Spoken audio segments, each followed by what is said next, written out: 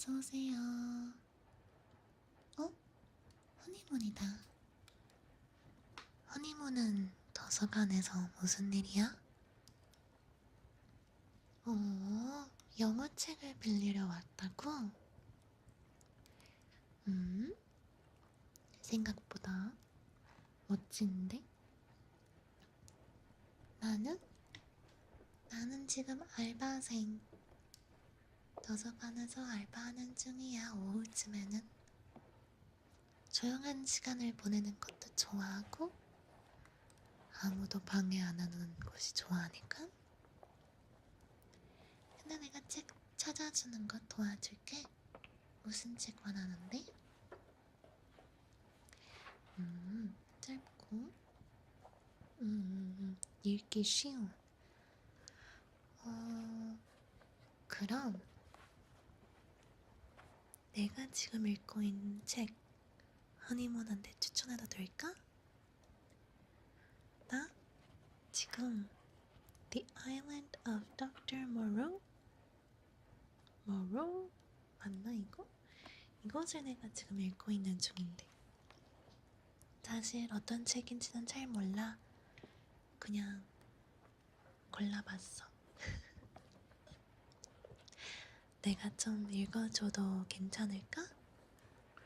나 지금 브레이크 타임이거든. 어때? 내가 좀 읽어주고 허니문이 좋아하면 그럼 내가 빌려줄게. 괜찮지? 오케이? 잠시만.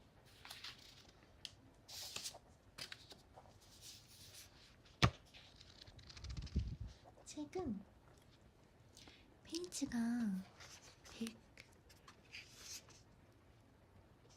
자,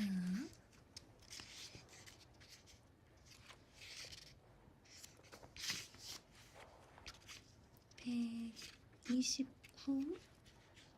그래서 생각보다 짧긴 짧아. 자, 조금만 읽어줄게.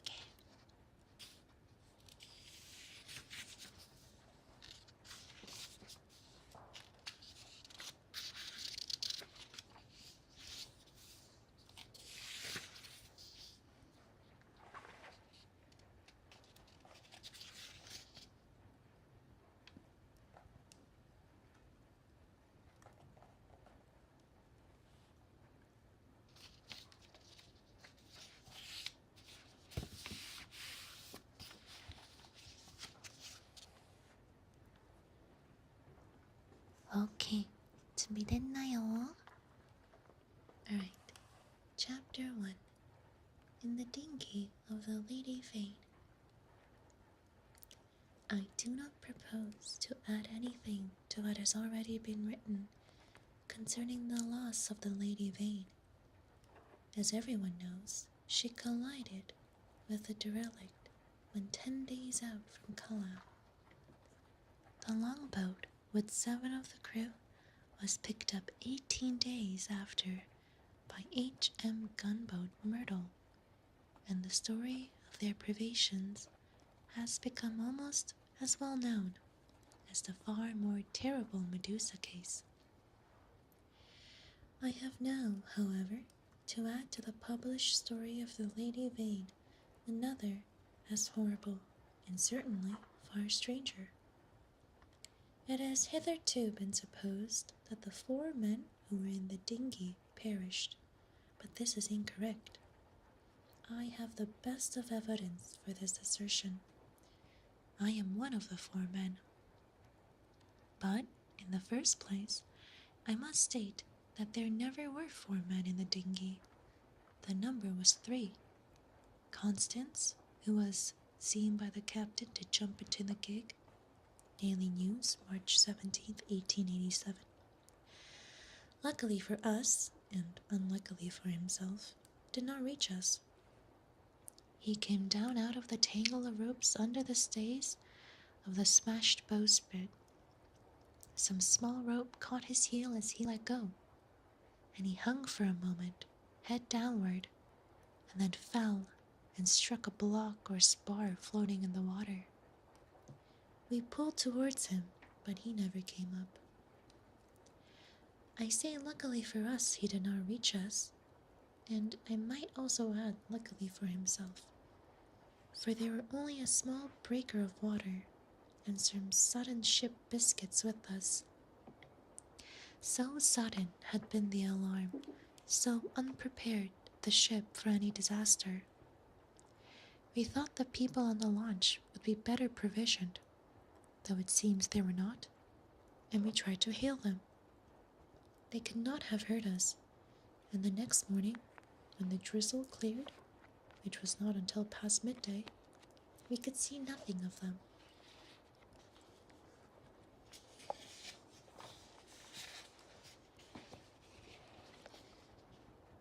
We could not stand up to look about us because of the pitching of the boat. The sea ran in great rollers, and we had much ado to keep the boat's head to them. The two other men who had escaped so far with me were a man named Helmar, a passenger like myself, and a seaman whose name I don't know. A short, sturdy man with a stemmer. We drifted, famishing, and after our water had come to an end, tormented by an intolerable thirst, for 8 days altogether. After the second day, the sea subsided slowly to a glassy calm. It is quite impossible for the ordinary reader to imagine those 8 days. He has not, luckily for himself, anything in his memory to imagine with. After the first day, we said little to one another, and lay in our places in the boat and stared at the horizon, or watched, with eyes that grew larger and more haggard every day. The misery and weakness gaining upon our companions. The sun became pitiless. The water ended on the 4th day, and we were already thinking strange things and saying them with our eyes. But it was, I think, the 6th before Helmer gave voice to the thing we all had in mind. I remember our voices dry and thin, so that we bent towards one another and spared our words. I stood out against it with all my might, was rather for scuttling the boat and perishing together among the sharks that followed us. But when Helmer said that if his proposal was accepted, we should have drink, the sailor came round to them. I would not draw lots, however, and in the night of the sailor whispered to Helmer again and again, and I sat in bows with my clasped knife in my hand, although I doubt if I had the stuff in me to fight. And in the morning I agreed to Helmer's proposal, and we handed halfpence to find the old man.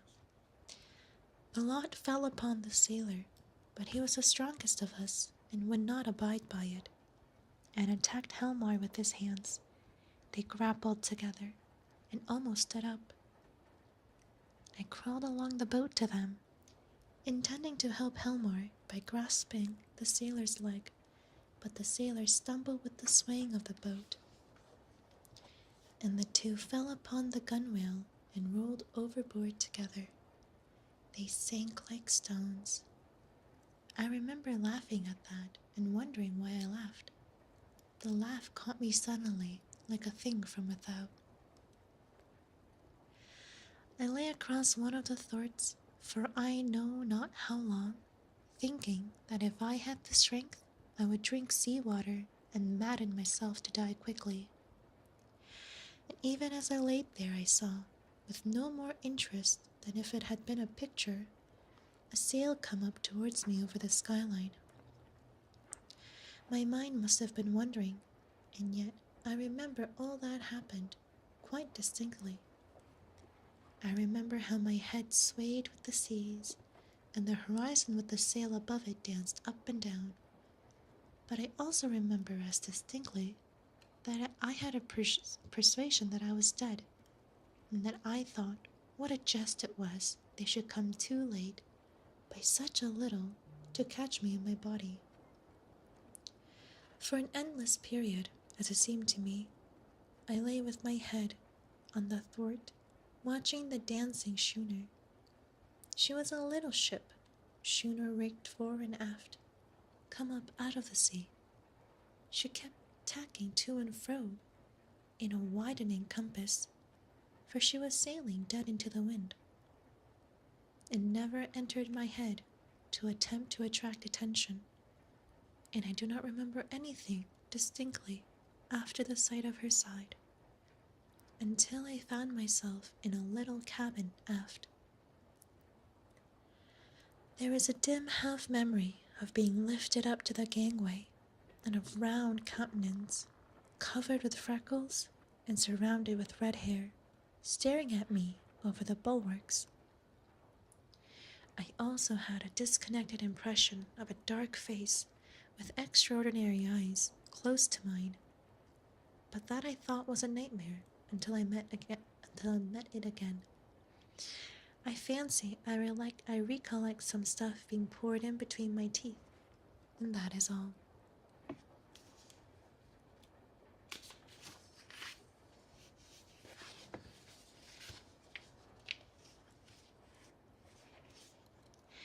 Chapter 2. The Man Who Was Going Nowhere. The cabin in which I found myself was small and rather untidy. A youngish man with flaxen hair, a bristly straw-colored mustache, and a dropping nether lip was sitting and holding my wrist. For a minute, we stared at one another without speaking. He had watery gray, expressionless eyes. Then just overhead came a sound like an iron bedstead being knocked about, and the low, angry growling of some large animal. At the same time, the man spoke again. He repeated his question, "How do you feel now?" I think I said I felt all right. I could not recollect how I got there. He must have seen the question in my face, for my voice was inaccessible to me. "You were picked up in a boat, starving. The name on the boat was the Lady Vane, and there were cream marks on the gunwale."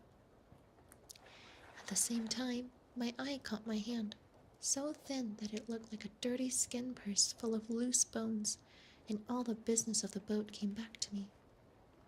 "Have some of this," said he, and he gave me a dose of some scarlet stuff, iced. It tasted like blood. It made me feel stronger. "You were in luck," said he, "to get picked up by a ship with a medical man aboard." He spoke with a slobbering articulation, with the ghost of a lisp. "What ship is this?" I said slowly, hoarse from my long silence. "It's a little trader from Eureka and Callao. Never asked where she's from in the beginning. Out of the land of born fools, I guess. I'm a passenger myself from Eureka. The silly ass who owns her, he's captain too, named Davis. He's lost his certificate or something. You know the kind of man. Calls the thing the Impecacuana. Of all silly infernal names, though when there's much of a sea without any wind, she certainly acts according." Then the noise overhead began again, a snarling growl and the voice of a human being together. Then another voice telling some heaven-forsaken idiot to desist. "You were nearly dead," said my interlocutor. "It was a very near thing indeed. But I've put some stuff into you now. Notice your arm sore? Injections. You've been insensible for nearly 30 hours. I thought slowly. I was distracted now by the yelping of a number of dogs. "May I have solid food?" I asked. "Thanks to me," he said. "Even now the mutton is boiling." "Oh no, 강아지를 먹는데." "Yes," I said with assurance. "I could eat some mutton." But, said he, with a momentary hesitation, you know I'm dying to hear how you came to be alone in the boat. I thought I detected a certain suspicion in his eyes. Damn that howling. He suddenly left the cabin, and I heard him in violent controversy with someone who seemed to me to talk gibberish in response to him. The matter sounded as though it ended in blows, but in that, I thought my ears were mistaken. Then he shouted at the dogs and returned to the cabin. Well, said he in the doorway, you were just beginning to tell me. I told him my name, Edward Prendick, and how I had taken to natural history as a relief from the dullness of my comfortable independence. He seemed interested in this. I've done some science myself. I did my biology at University College, getting out that ovary of the earthworm and the radula of the snail and all that. Lord, it's 10 years ago. But go on. Tell me about the boat. He was evidently satisfied with the frankness of my story, which I told in concise sentences enough, for I felt horribly weak, and when it was finished, he reverted presently to the topic of natural history and his own biological studies. He began to question me closely about Tottenham Court Road and Gower Street. Is Kaplatzi still flourishing? What a shop that was.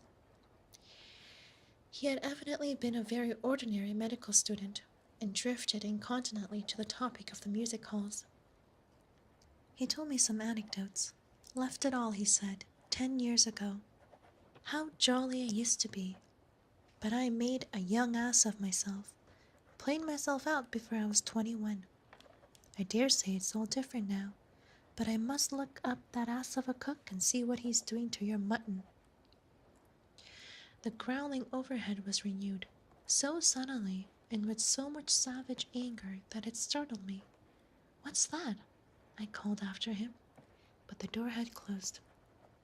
He came back again with the boiled mutton, and I was so excited by the appetizing smell of it that I had forgot the noise of the beast forthwith.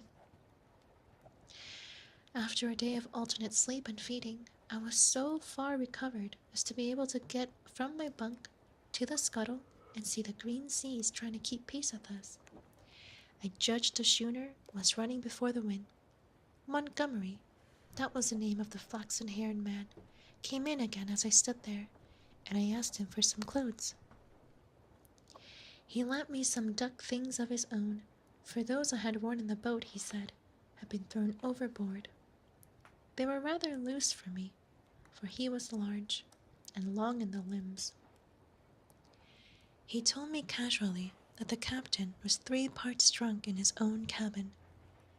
As I assumed the clothes, I began asking him some questions about the destination of the ship. He said the ship was bound to Hawaii, and that it had to land him first. Where? Said I. It's an island, where I live. So far as I know, it hasn't got a name. He stared at me with his nether lip dropping, and looked so willfully stupid of a sudden that it came into my head that he desired to avoid my question. I'm ready, I said. He led the way out of the cabin. End of chapter 2. 어떠냐요? 책이 신기하네. 응? 먼저 배가 넘어지고 그 다음에 누가 구하는데 그 구하는 새로운 배에서는 수색한 남자를 만나는데 그 남자는 이름이 없는 어떤 섬에서 살고 있다고 하네요. 어때? 마음에 들어? 책이? 영어 공부가 될 것 같아? 근데 솔직히 제가 모르는 단어도 좀 많아서 이 작가가 H.G. Wells예요. The War of the Worlds? 그분 작가예요. Or 타임머신? 사이파이 같은 책을 많이 쓰는 작가분인데 이렇게 이 책은 한 번도 안 들어봐서 한번 허니문한테 추천을 해봤습니다. 나는 브레이크 타임이 거의 다 끝나서 이만 가봐야 되겠지만 허니문은 계속 책 읽어도 돼. 자, 빌려줄게. 아니면 내가 또 읽어줄 수도 있는데. 근데 그럼 또 허니문이 내가 브레이크 타임 때까지 기다려야 돼. 이쿠, 나 늦었다. 빨리 가야 되겠다. 허니문은 도서관에서 좋은 시간 보내고 좀 기다리면 나하고 같이 집에 갈 수 있는데 같이 걸어가 줄래? 안 된다고 알았다 갈게.